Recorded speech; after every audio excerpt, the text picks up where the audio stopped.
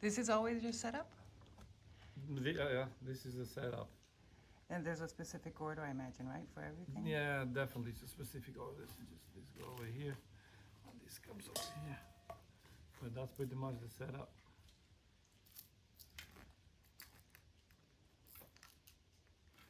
So, Kenta, what's in your perspective?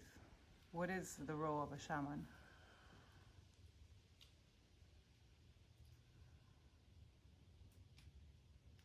That's a very difficult question to answer. Um,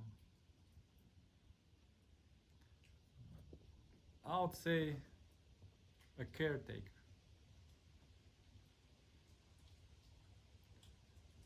That's what I'll I'll say about it. A caretaker. Obviously, we've seen how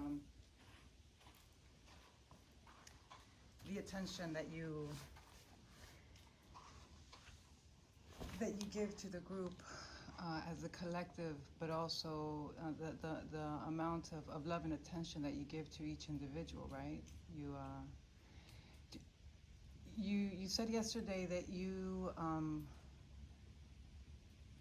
practice mystic shamanism. Yes. What is mystic shamanism? Well, it's the merge of a mystic and a shaman. Before I became a shaman, I was a mystic. And maybe the question will come, what is a mystic? The one that is in love with mystery. Ah. You know, dealing with the mystery, that's what mystics do. Something that never ends searching and will never end surprising as well. And then, you know, shamanism came in a way. It's something that I didn't ask for it. How did it happen?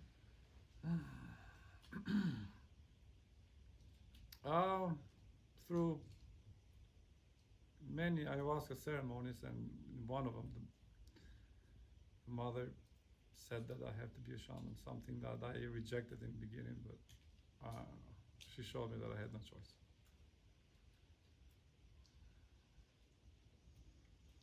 And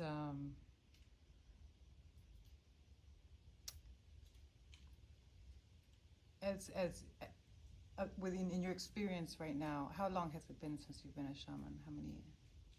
About 10 years. 10 years. In your experience up to now, what has it taught you, shamanism?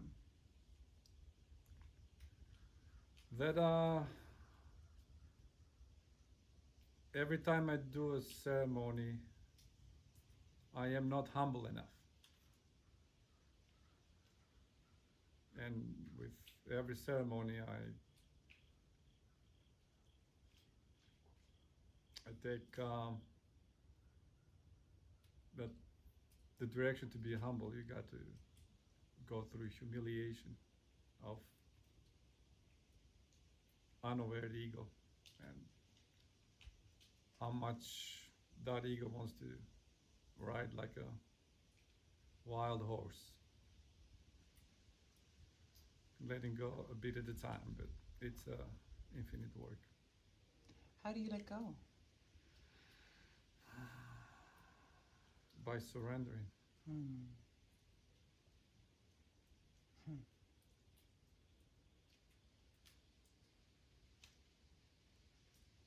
Yeah, that's not easy. That's a tough thing to do. No, it's not. But definitely it's a hard but rewarding work. And for somebody who is on this journey of diving deep within, how can we learn to surrender? Because obviously, it's not only in the words. We how can we practice surrendering? Well, definitely surrender cannot be learned. Surrendering is something that you remember. That's what ayahuasca ceremonies and shamans are for. Through this journey, we remember who we truly are. And that's how we surrender. It's not something that can be learned. It's not something that is tactical, practical, mechanical. It's none of them. And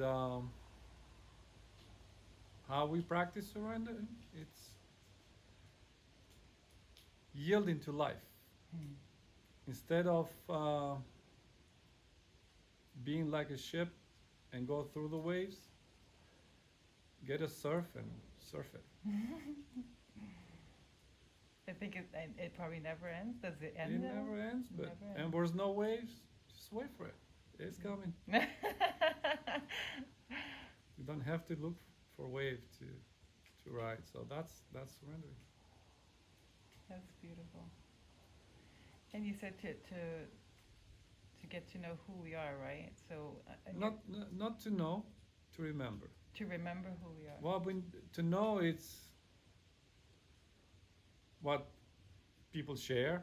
What I'm saying now is something for you to know, but I cannot make you understand unless you want to go within. So whatever we say, it's my story. It's something that comes out from me to you. So you are in the knowledge of this information that comes from me to you. But to understand it, you gotta put your own work to it. Nobody can do that for you. Is a shaman a facilitator in that case? A guide? Definitely a guide. Mm. A facilitator,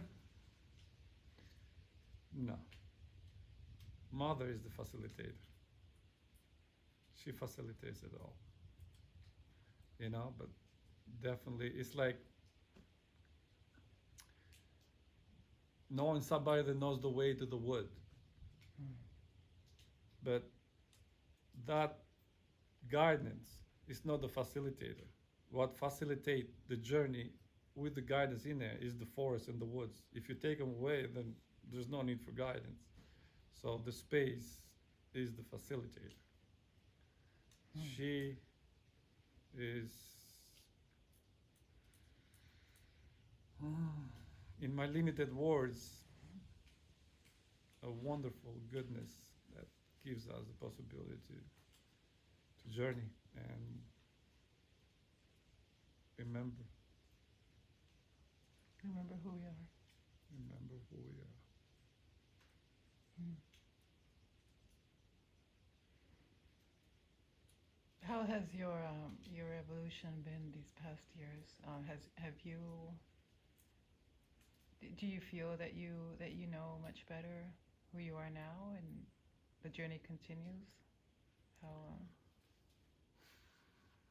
The journey didn't start with ayahuasca. Who knows when I started this journey before this earth was in my manifestation, definitely. And it will never end after this earth as well. I'll say that I am life, and life is not this body, and life is never born.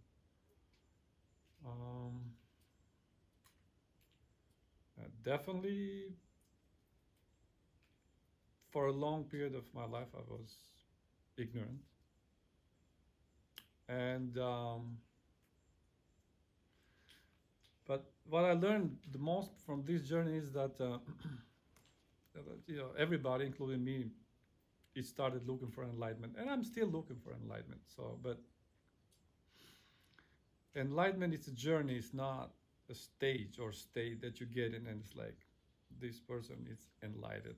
This manifestation and the way that we interact with it and what we get out of it, it's infinite.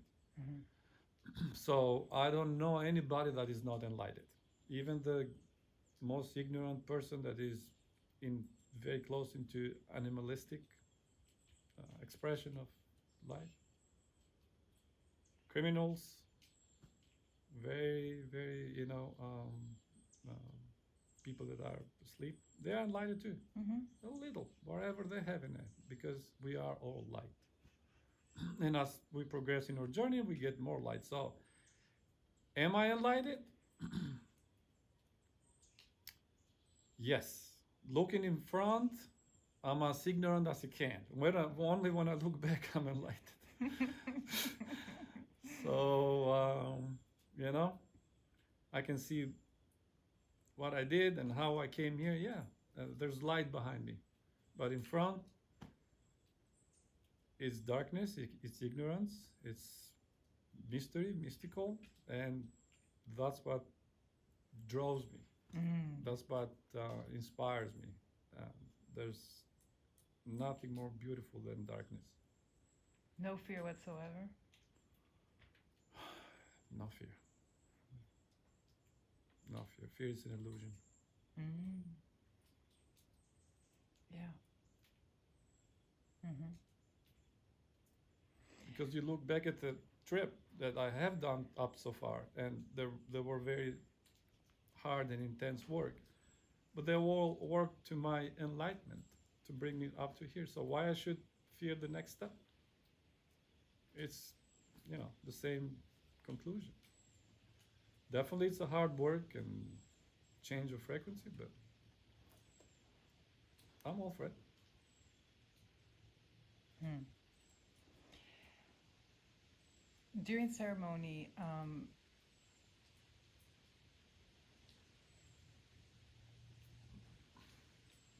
how do you know what to do with because the attention that you place on each person is so, I have no words, detailed, precise, pristine. How do you know what to do? Do you see something? Do you feel something? Does she tell you? Where does it come from? Definitely, she guides me, but at the same time, I have come to that state that I feel everybody's frequency Hmm. and what is needed. And so that's what I go to from a person to person, and I change the Icaros, or I change the music, or I may touch somebody, but I don't touch the other one, or all those movements, or when I say things, you know. Uh, Definitely, it was a training through ayahuasca, through drinking, and I don't. I can say I don't. I'm convinced, and this may go wrong with the world because definitely shamanism is getting expanded. But I'm convinced shamanism cannot be learned. You have to be chosen to be a shaman, and everybody has the right to say I'm chosen. I got nothing with anybody out there. It's just uh, the way I was shown, and uh, what I had to go through. There's no shaman that can train you. Mm-hmm. Shamans have to be chosen by the mother or the spirit, wherever those people are working with. Only she can do it. Hmm. I cannot train another one to be a shaman. There's no way. There's Those things are not of this earth. They do serve the earth, but they don't come out of this earth. Mm-hmm.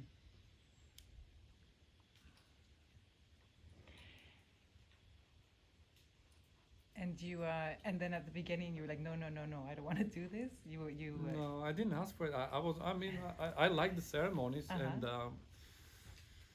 I like drinking with the groups. Definitely the shamans that I, journeyed with, they were, very, very good shamans.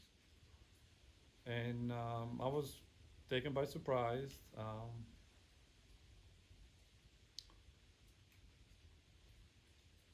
Up to the first night that we did the ceremony here with you, like Saturday,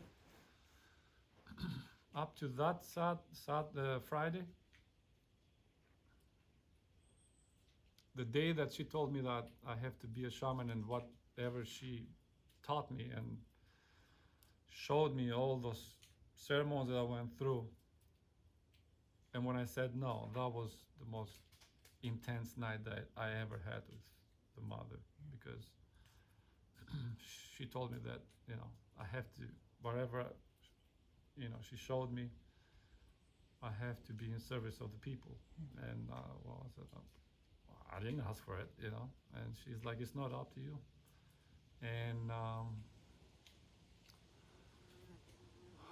she told me to come up and go to the restroom and lock the door. And do what, sorry? Go to the restroom and lock the Oh, door. lock the door, okay. And you mind, it was 2 restrooms, there were 30 people in that ceremony. And I locked the door, and she's like to get in my knees and take my head and put it in a toilet. Mm-hmm. And I stayed with my head in the toilet for probably 3 hours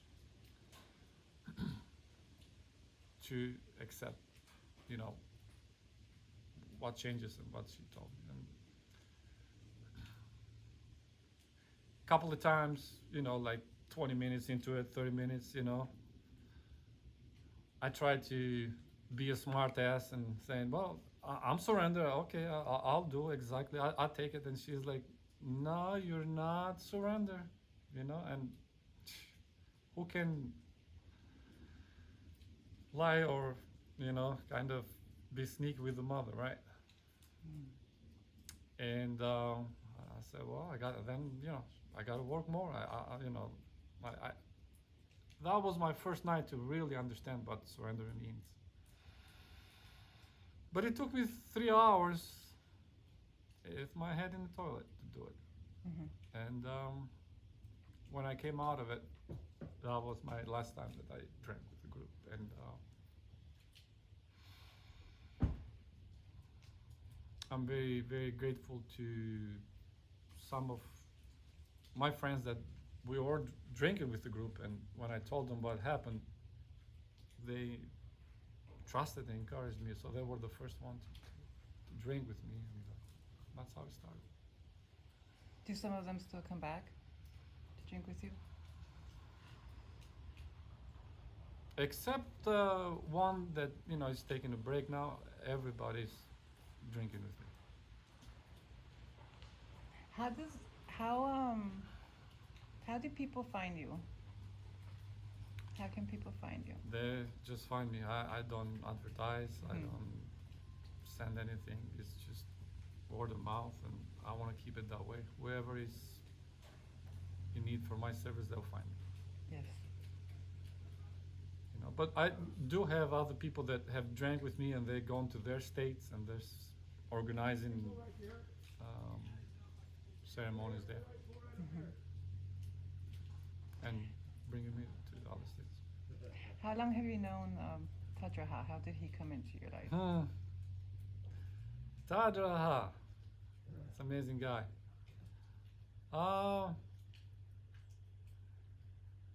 Accidentally.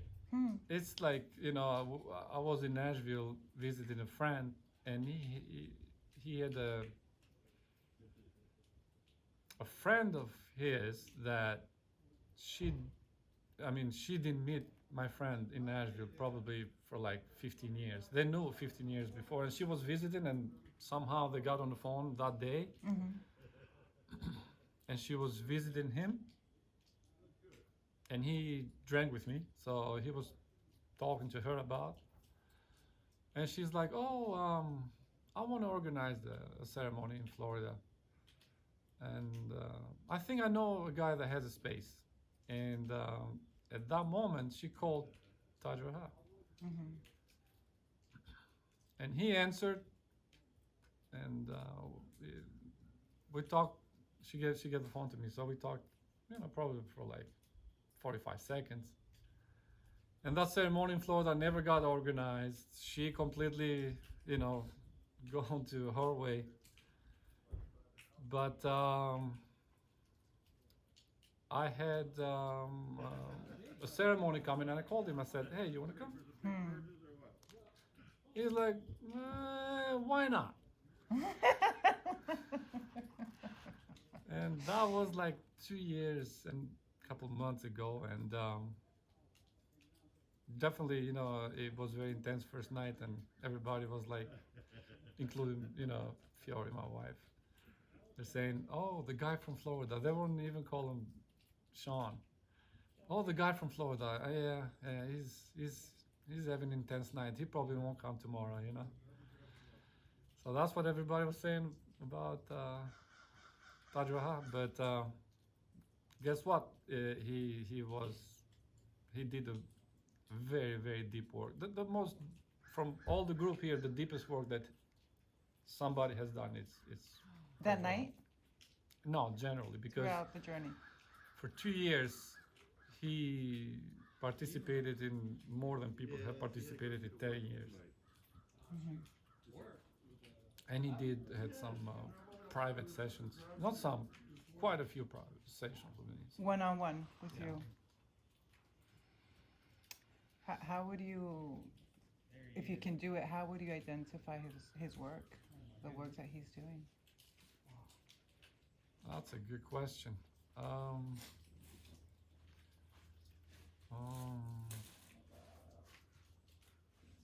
He's willing to let go everything, even his form, history, memories, to surrender to divinity.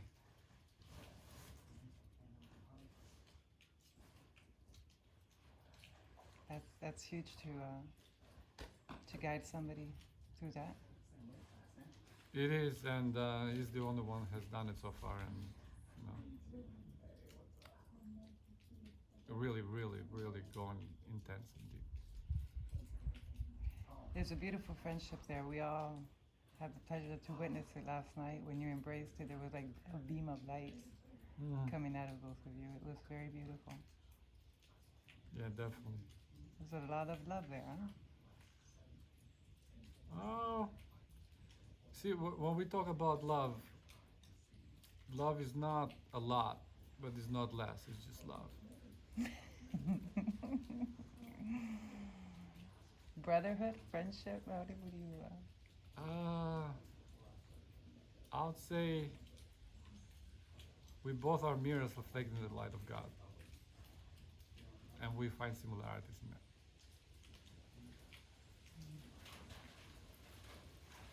Beautiful. Anything you want to add about the group, about this experience? No, the only thing I have to add is like, thank you. I appreciate you taking time and recording it. It's